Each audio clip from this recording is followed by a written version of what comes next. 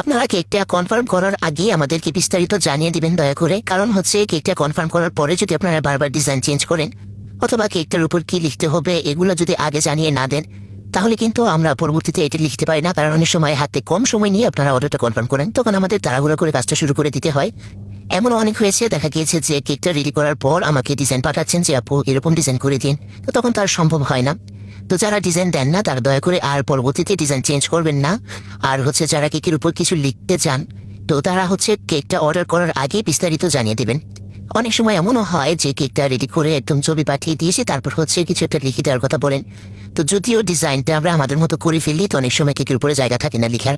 লিখে দিতে না পারলে আমাদের কাছে খারাপ লাগে, কারণ আপনার একটা শখের লিখা বা পছন্দের ডিজাইনটা যদি না হয় তাহলে আমার কাছেও খারাপ লাগে। তাই দয়া করে আপনারা যখন কেকটা অর্ডার করবেন তার আগেই আমাদেরকে সুন্দরভাবে বিস্তারিত লিখে দিবেন, তাহলে আপনার লেখাটাও হয়ে গেল বা ডিজাইনটাও হয়ে গেল, আর আমাদের কাছেও খারাপ লাগলো না।